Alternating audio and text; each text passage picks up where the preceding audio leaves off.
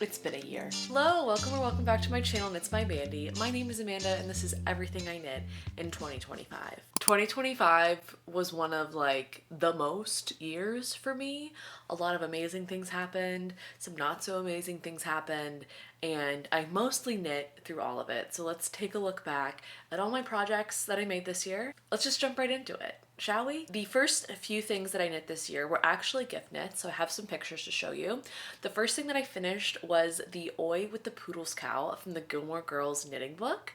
My aunt had gifted me the book last Christmas, and she kindly requested that I knit her one of the patterns from the book, which was a colorwork cowl that includes the coat from Gilmore Girls, Oi with the Poodles already, and a bunch of little knit poodles. And it was just a lovely little fun colorwork project to get started, to kind of like get into the knitting groove in the new year. I do like starting out the year with like a few accessories or little wins like that. I knit the cowl in Magpie Fibers Swanky DK. I think the colorways were Paris Train and Midnight Train to Georgia, which I just think it's funny that they were both train names. I really enjoyed working on that project. It was the first time that I had knit words into a knit object, which was just fun and kind of novel. And the yarn is a merino cashmere nylon blend, so it was just a dream to work with. The cowl itself is knit in the round, and then you graft the ends together, so it's kind of continuous color work. It has a really nice finished feel. Thinking about that project, I want to turn back to my knitting library more in 2026 of physical books and patterns that I have in my house. I always kind of default to looking for patterns online, but I do have a few vintage books. I have that Gilmore Girls knitting book that I could be pulling patterns from as well. Second thing I knit was I wanted to make a little something for my friends who would be getting ready with me on my wedding day. So I knit 4 mohair scrunchies out of Knitting for Olive mohair in one of my favorite colors. And that's something I just wanted to make as a token of my appreciation to my friends, and they were super quick projects, but I think the visual payoff of a mohair scrunchie is just so good. It's delicious. The pattern I used was a free pattern from Ravelry, which I will link down below. So let's get into the things that I have to show you. This was my first finished garment of 2025, and this is the Lonely Leftovers vest by Wool and Beyond. This is a vest I knit in the size medium, and I knit it with machelopis, which is an unspun wool held with a bunch of different fingering weight scraps from my stash. I used a bunch of different colors. I used some Knitting for Olive merino, some Noro yarn. I got some other color changing yarn and like mini skeins.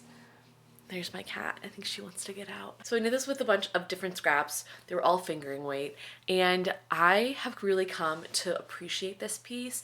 I don't have a lot of vests in my collection. I am also someone that runs quite hot. I feel like I talk about that in every video. I always have to like mention that I run hot and get sweaty, but in the cold months like this, it's nice to have a really warm, like insulating core layer without having sleeves. And it fits nicely under a jacket but keeps you really warm. So I like wore this when we went to the Christmas market here in DC and other things with like a light jacket over top, and then I didn't feel too bulky, but I also felt very warm because the unspun Lopi yarn is super warm with all the little air pockets in there that trap and insulate air for you. I like that this piece like looks handmade and it feels handmade. It feels like a little eclectic granny chic to me, if those are things. I'm just kind of making that up, but I like having a mix of things that look maybe a little bit more polished and refined, maybe store-bought in my wardrobe, but also things that they just have a little bit more personality, you know, with the pink bow and the color changing yarn. I think it's a really fun piece that will be in my wardrobe for many winters to come. This vest is constructed by knitting a back panel, so you knit it this way first, and then you add the back edging, and then do some armhole shaping.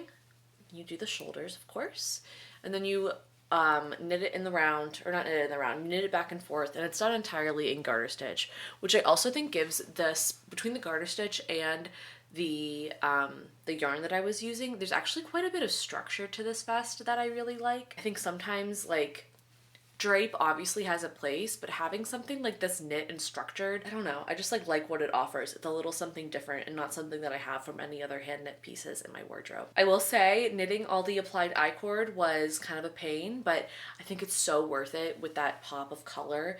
It's just, it makes the entire vest. And when this is just knit without the trim, I mean, it's like, it's a garter triangle. It's not very impressive, and the I-cord really brings the whole project together. So I believe this was my first knit garment for myself of 2025. Shortly after I finished the Lonely Leftovers vest, I also finished my first sweater of the year, and this is the Amy sweater by petiteknit. For a simple top-down raglan pattern, I started and restarted this sweater a few times because I couldn't get the yarn color right. I think this lighting right now can really demonstrate how there was just almost like micro striping in this yarn. I did a lot of helical knitting and kind of judicious selection of the colors when I was doing the cuffs and the hems and things like that, and I figured it out, but it was a bit stop and start. I think I started this in 2024, frothed it completely, and then I restarted it in 2025, knowing that I had this big dye lot issue. I think they were all from the same dye lot, but they were just not consistent. This yarn is Pure Gynt by Santa's Garn, and it was a limited edition colorway, so I think maybe that might have something to do with it. I don't think it's a color that you can get anymore. That being said, I absolutely love the color, and I think that this color makes the sweater stand out for it being kind of just a basic pattern. The sweater itself is a top-down raglan pattern, like I said. It's meant to be worn with a pretty decent amount of positive ease. As you can see, the body's quite wide, the sleeves are long, there's only like a few round of sleeve decreases here, so you get kind of a bigger sleeve. My favorite part about the sweater is the 2x2 ribbing. I love 2x2 ribbing. It's just so cozy, and they're all finished with a little roll garter hem, which I think is just the nicest detail. You can kind of see it here on the sleeve, the little rolled hem and the 2x2 rib.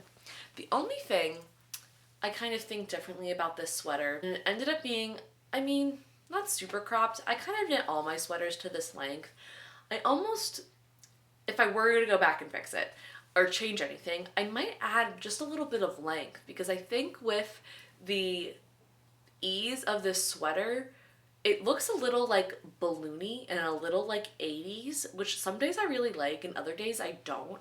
And I wonder what I would feel or how I would feel if I just added maybe a few inches of length to the body. But overall, I've come to really like this sweater. I really like knitting in Pure Gynt. It is like, all the color issues aside, the feel of the yarn is like kind of a very like nice sweet spot for me, because it's not a super soft wool. It's 100% Norwegian wool. There's like a little bit of scratch, which I've come to like absolutely crave and adore through my knitting lifetime. I like a little bit of scratchy yarn. I love an 100% wool. It's like my favorite thing to knit with. I think that part of the yarn makes it one of my favorites. It's also super durable. I've gotten a good bit of wear out of this over this year, and there's not a lot of pilling. I have a weekend hat by petiteknit that I knit in Pure Gynt, and that thing's trucking and has been for seasons, and it looks like brand spanking new. It's also something I think about a lot when I'm knitting, is the durability of the yarn that I'm choosing. I want things that are going to look good as time goes on. If I'm putting all this energy and money and effort into knitting things, I want them to be durable and to stand the test of time. And so finding yarns that can do that makes my little knitter's heart very, very happy.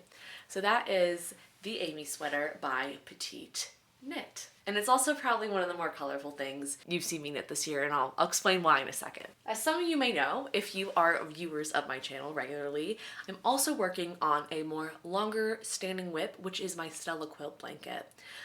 I'm in the process of moving, so I think I packed one of my squares, but I did knit 3 Stella quilt squares this year. I thought I would be knitting more, but then I also got married, and we'll get into the wedding knits and everything like that.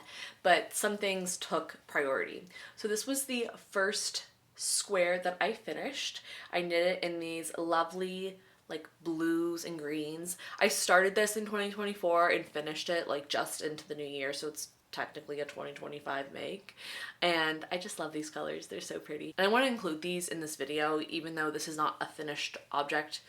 The blanket's not finished obviously, but they take up so much of my knitting time, and it's been such a fun creative process for me. So I like giving, you know, I like counting each of these as a finished object in and of themselves, because I mean, they kind of speak for themselves, don't they? Oh, love this one. So this I finished the beginning of the year. This blanket's gonna have a square for every color in the rainbow and then some. These all are kind of cool tone, but these are just kind of the colors I gravitate towards, and these are the ones I decided to knit first.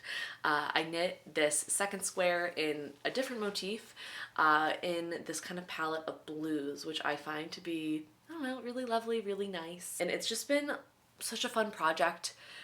This year's been really hard at times, and having something simple to come back to where I can play with colors that I normally don't knit with and just knit these garter stitch triangles. I say this all the time.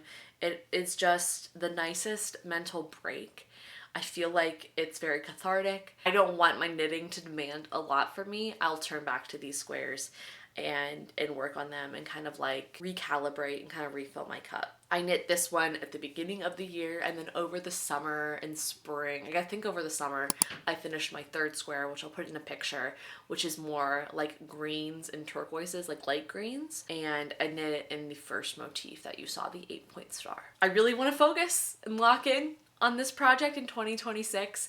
I don't know if I'll finish it. I literally thought in 2025 I would be knitting for my wedding and finishing a 12 square blanket, and I don't know, shoot for the stars, shoot for the moon, you'll land among the stars, I guess is what my vibe was. What's the phrase? My eyes are bigger than my stomach and my brain is faster than my fingers when it comes to knitting. So stay tuned in 2026 for more updates on the Stella quilt blanket. There's nothing on my needles right now except for a Stella quilt block, and I would also love to get maybe like an early January finish of a Stella quilt square to start off my year. As I mentioned earlier in the video, I did get married this year. It was definitely the highlight of the year. It was amazing. Married the love of my life. All my friends and family were there in my hometown. It was the perfect day. We had a cookie table. It was just great. I had a great wedding. Loved it. And I did want to have some hand knit touches during my wedding weekend as a part of the day. And the first thing that I knew I wanted to make since this pattern came out was the Ophelia top by Tamara Jordan of Star-Crossed Knits. And this is probably my magnum opus. It is a fingering weight silk long sleeved top. Look at it. Take it in. It's stunning. Okay, we're getting some light changes here, but bear with me. It's the sun in the winter. What do you want me to do? And I'll try this on. I love it so much. Here's the Ophelia top in all of her glory. This is knit in Knitting for All of Pure Silk. I believe the white I chose is the colorway cream. And this top literally took me the entire summer to knit. It was hard at times. It was very boring at times. The lace challenged me, and I thought I was okay at knitting lace. It tested a lot of things, but I did it, and I wore it to my welcome drinks rehearsal dinner. I've not been more proud of a hand knit object, and it was so fun to wear it in front of all my family and friends who obviously know I'm a knitter, and they got to ask if I knit it, and I said, yeah, I knit it. And I said throwing a wedding alone was worth it to have people do that. A little bit about the top. It is knit top down. It has a set and shoulder construction, which I love, and the pattern has different options for sleeves. You can knit it sleeveless, you can knit it with a little cap sleeve, or you can knit it with this lovely shaped bell sleeve. Gorgina, so beautiful. You start by knitting the back panel, as most things often start. You pick up the stitches for the shoulders. There's a little German short row shaping in the back panel. You shape the v-neck, and then while you're increasing for the v-neck, you also start making increases for the armhole and start shaping the armhole. Like, look how nicely this armhole fits me. It's just like my arm. That's so beautiful. It's stunning. It's so beautiful. One of the other great parts about this pattern is there are princess darts on the front and the back. Let's see if you can see them. You can see right here, there's princess darts that you basically increase on them and then you decrease on them to shape for your bust and then your waist. And that's such a lovely, extra part of this pattern. I think there's just so much thought that's gone into this pattern. Making it, it's so clearly demonstrated, and you also have to put a lot of effort into it. It's just truly a labor of love and craftsmanship that I obviously can't stop talking about. You finish the top My belly button's poking out. You finish the top with a split hem and the lace edge, and all the lace edges are finished with a crochet picot hem. It's an English lace pattern and it's absolutely gorgeous. I did definitely muff it up a few times. It was one of those lace patterns that you really had to like count every single stitch, and I was knitting with silk on metal needles, and I feel like it was really easy to miss things or like skip a yarn over or just something like that. So I really had to be counting my stitches when doing the lace, but everything really paid off, and where there's mistakes, I think only really I can see them because it's so fine. This was my first time knitting a full garment in the Knitting for All of Pure Silk. It's a mulberry silk, if I am correct. The finished garment, I can't tell you how comfortable this is and how soft it is against my skin. It truly feels like I knit myself, like, I was gonna say a custom thing, and I did do that. That's why it feels like that. But like I'm wearing almost like a second skin is what it feels like. It's soft. It's obviously very breathable because it's silk. I'm excited to get more wear out of this since I finished it. Well, I finished this in September, but then I had to put it away because I didn't want to mess it up. So it's only really coming out, or hasn't really come out for any special occasions yet this year other than my wedding, but I'm definitely excited to have it as like a transitional piece in the spring when the weather gets a little bit warmer. And it's just so lovely. It's so pretty. This would be so gorgeous in like a red or even just black. Like, I love looking at all the Ophelia tops that got made, and then of course Fate of Ophelia came out by Taylor Swift after I finished it, so that was kind of a perfect cherry on top to knitting the Ophelia top. If you want to do a self-practice or limited study in extreme patience, I would recommend you knit this shirt because it just took a long time. I knit just many hours spent knitting by the pool, and it came together, but it's a slow go. It's 3.25 needles that I knit this on. I knit this on the suggested needle size, and I believe I sized down. I think I knit the second size. I'm sorry, this year's been mush in my mind, and I have not been a good note taker this year. Maybe next year I'll be better.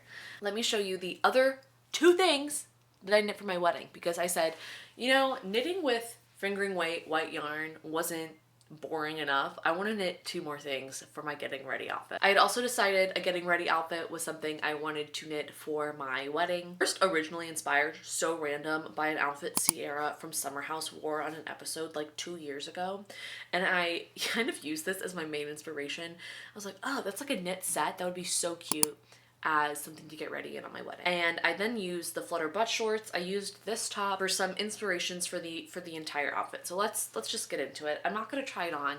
I have some professional pictures of me in it. It's cold. I'm just not trying it on. The first thing that I made were the flutter butt shorts. These are by Jessie Made Designs. I followed a pattern for these. The suggested yarn for these is Modus Operandi's Silky Fingering, which is a superwash merino and silk blend yarn. The drape on this, insane. It's crazy. Like, as you can see, they're flowy. They look so cute on. I'm holding these technically backwards. They look so cute on. I did size down a needle size because I was knitting shorts in white yarn. And as you may guess, that offers and poses some opacity issues when you're getting ready in front of your friends, family, and in-laws. I sized down my needle to a size 4mm needle, and then I sized up in size to knit the size large, I believe. And it all worked out, opacity-wise and fitting-wise. You start knitting these shirts by knitting the waistband, and just in 1x1 rib, you make a tube in some holes and put the I-cord in and then fold it over to make a drawstring waist. And then from there on this pair of shorts, it's really just a stockinette tube until you split for your legs. I also knit these so fast. I fully gave myself carpal tunnel knitting for my wedding. I would not recommend doing this, but look how good my wedding pictures looked. Anyway, you do some increases around the crotch region, and you also put some stitches on hold while you finish one leg, and then you knit the other. The lighting is getting increasingly wonky, and we just have to keep going. I finished the shorts with a ruffle. The original pattern calls for a 2-inch ruffle. I just did the one. I didn't want the length and the bulk of the original ruffle. I wanted something a little lighter and springier, and I'm pretty happy with how it turned out. It kind of almost looks like a lettuce hem, if you remember like those, I don't know, those tops in the early 2000s. That's kind of what it gave, and I was not mad at that at all. So those were the flutter butt shorts. For the matching top, I had a very specific vision in mind, and I decided to challenge myself a month before my wedding and design a top. Maybe that's why I'm so tired. Anyway, I vlogged the entire thing also, if you'd like to check it out. I'm really proud of that vlog. I decided to design the top. And look how cute it is. Isn't it just so girly and fun? I feel like there's a few elements from a lot of different things that I've knit. A lot of the construction, I was inspired by the ophelia top, so I also did a set-in sleeve because it's just like, it's that extra like touch. It's really nice. I didn't want to do a raglan. I wanted it to look a little bit more polished. I don't know. I was not feeling a raglan. I don't know why. I just knew I did not want raglan stitches on this top. So I did pretty similar instruction to the top that I'm wearing. Back panel, arm shaping, picked up stitches in the front. Oops.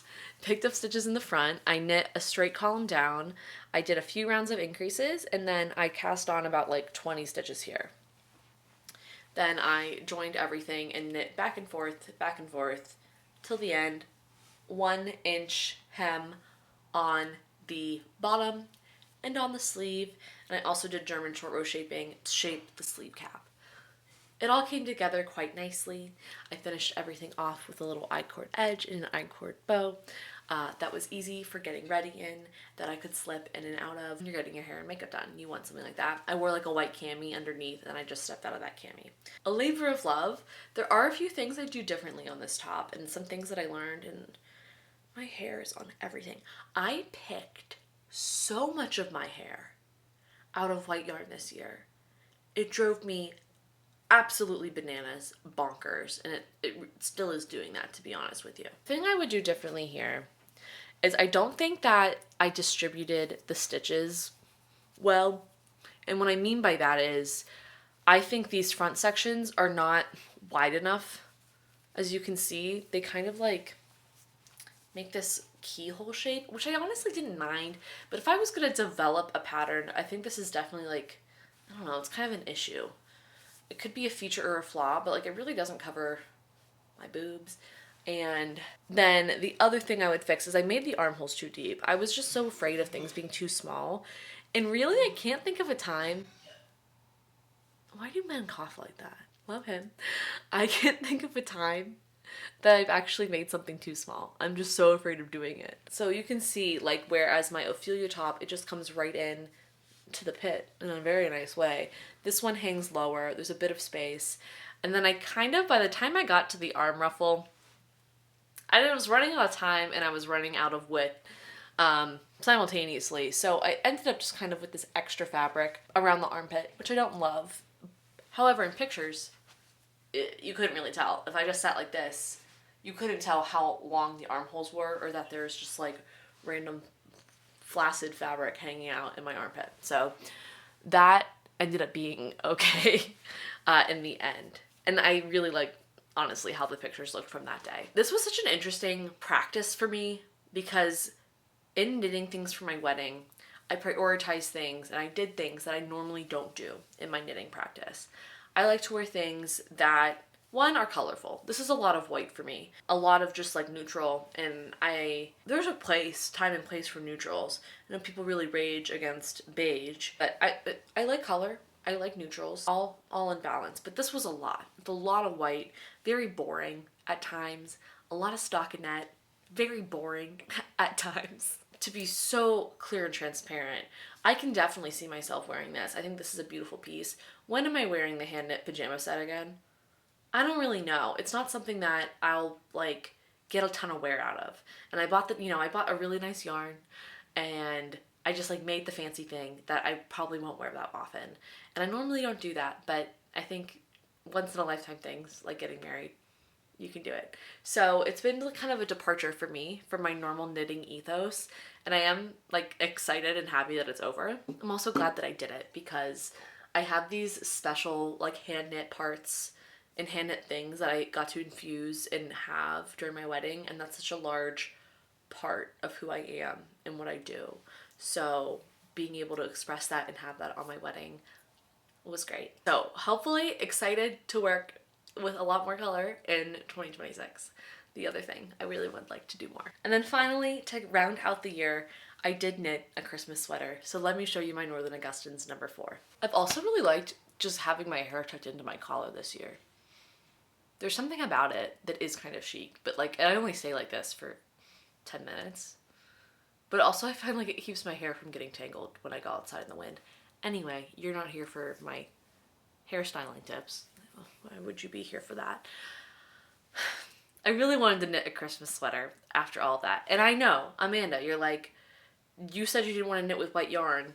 What am I doing? I did a colorwork sweater, but it's mostly white. I just decided I didn't have enough knitting with white yarn this year. It's cream. It's natural. It's a little different. Not really. I really wanted to knit a Christmas sweater this year and like do something just for, I was about to say just for me, but like, I don't know. I just wanted to knit a Christmas sweater, I guess. It's been 5 years. 5 years since I really got into knitting again, and I don't have a Christmas sweater. And I also kind of thought it was one of those things, I'm like, why would I knit a sweater that I could only wear a few months out of the year? And I'm like, that's all sweaters, Amanda. Once you think about it for a little bit, like most sweaters you can only wear for a limited time. And I think there is a little bit longevity and versatility with this particular pattern because it's just red and white.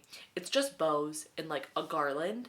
So I feel like I can wear this well into Valentine's Day season and no one's gonna be like, what is that girl doing? Boo, wearing a Christmas sweater. Like no one's gonna ridicule me or yell at me in the town square for wearing this sweater after Christmas. I literally just finished this. I got in under the wire. I didn't finish it in time for Christmas, which was a bummer. But like I said, I had to give my hands a rest after knitting tirelessly all summer and fall. I don't know if you can tell. And I was like, should I bring it up? Should I not? Is someone gonna yell at me? I don't know if you can tell, but I did have a little bit of color bleeding when I blocked this sweater. You can see it in more lights, and I'm not sure if it really, like different lighting, I'm not sure if it really comes up on camera super well. Let's rewind. What is this sweater? It is a circular yoke colorwork sweater by Sophie Velling of Augustines. It is knit in an Aran weight on a 6mm needle, so it's very chunky, pretty quick. There are some longer floats in this colorwork chart, so I used ladder back jacquard for the first time, which was very fun, to knit little ladders to catch your floats. It's kind of like, I don't know, you feel a little secret. Like I have little ladders on the back of my sweater, no one knows. It's a very basic pattern, so in kind of the style, I feel like, of more Nordic, but like more Scandinavian or even just like European patterns, they don't hold your hand as much, so it's very like instructions, bare bones pattern. I was fine with that, just good to know. It is knit with like lovely double folded collar, cuffs, and hem, which I think is really nice. And I added a little bit of German short row shaping after I split for sleeves. So I don't know if you can see it, you probably can't, but I knit a few German short rows back and forth on the back part before I knit everything in the round, right after I finished the yoke and split for sleeves and everything. I was gonna do it when I did the hem as well, and then I decided I didn't want to do it, so I didn't. Like I said, I'm so tired. I pulled that from the Luma sweater, which is a colorwork sweater I knit a few years ago by Nordland, and she includes the German short row shaping right after you split for sleeves and then right after you knit the ribbing, and it does kind of give a high-low effect to the hem. It helps with like tenting, but it like is a specific look that I didn't necessarily fully want to replicate. I think that's actually pretty good. Sweater calls to be knit and knitting for olive heaven merino and mohair. I can't believe we've gotten to the end of this video and I haven't gotten on a mohair rant yet, but I don't like knitting with mohair, okay? The fluff gets everywhere, I don't like the feeling, and I feel like I'm being suffocated when I wear a mohair sweater. I feel like I cannot breathe, and I don't understand, like, why it does that to me. It introduces something primal to me. I can wear 100% wool sweater all day. I have that one Lento sweater. I wore it to work and like to my holiday office party this year. I wanted to rip it off my skin by the time I got home. And it was not itchy. I just like, I feel like I'm wearing a straight jacket of fluff. It's awful. Anyway, that's my rant. that's my rant on mohair. So I wanted to opt to knit this in just a bigger yarn. I knit this in De Rerum Natura's Gilliot yarn. It is a Aran weight French merino. It is woolen spun. It's billowy. It is a lovely yarn. It's so springy, really lovely to work with. The red yarn, I should have pre-washed it, guys. I didn't, okay? Like I said, tired, couldn't. I wouldn't recommend. I would pre-wash your yarn and save yourself a little bit of headache. I did swatch, and there was a little color bleeding in the swatch, but I thought, maybe my yarn was like really warm. I just like left it in there too long. I left it in there for like 40 minutes because I forgot about it. So I thought maybe that was why, but in this lighting, now I feel like I'm gonna sound a little kooky because you can't really see it, but it's there in other lightings. I think the back got it pretty well. I don't know, can you see it? I think you can definitely see that there is like like the difference in this section and this section. Like you can see and tell that there's red yarn under this white yarn. It might be a little loose in gauge. There's just a few things I think I would change, but I don't care. Like, I really wanted to have this done and I did it. I think one of the things I've worked on this year is a little bit of radical acceptance. It's gonna sound so woo-woo, but there's so many things we can't control. Me pre-washing the yarn, I could control that, but I didn't do it. And you just have to go, okay, it's still a beautiful sweater. Maybe people can tell. Hi, Sass. Everyone say hi to Sassy. She's an ear infection. She's being really brave about it. She's had a great year of sitting on my knits. She loves them. But as I was saying, like, sometimes you just have to accept that things aren't exactly how you imagined or they don't turn out perfectly, and that's fine. It's literally not that deep. Obviously, respect the time and effort and the money you put into your craft, but at the end of the day, you're making it for you, so if you can live with it. Now I feel like I sound crazy because I feel like you can't see the color bleeding, but it's there. I'm not trying to be self-aggrandizing, but it's there, I promise. That wraps up my year in 2025, my year of knitting. It's been a year. It's been such a year. I'm really proud of what I pushed myself to do this year. I think I challenged myself creatively in some ways and also just took breaks when I needed to. Truly nothing compares to those first years of pandemic knitting when I was just like furiously knitting all the time. But sometimes your body needs a break, sometimes your mind needs a break. And sometimes when you're watching Heated Rivalry, you can't knit at all. You gotta have those eyes on that screen. So a lot of these, you know, these things, they cut into your knitting time. Stay tuned for what's to come in 2026. I'm gonna be honest, I don't even know like what I'm gonna be making. I have some ideas. I will be moving, which is exciting. And that'll be an adjustment. More on that later. But yeah, that wraps up 2025. I'm excited to go now, sit and watch and knit and watch everyone else's what I knit in 2025 videos. I'm wishing you happiness, health, wealth, calm, safety, mental stability in the new year. Wishing you all of those things. Thanks for spending some time with me, and I will see y'all later. Bye.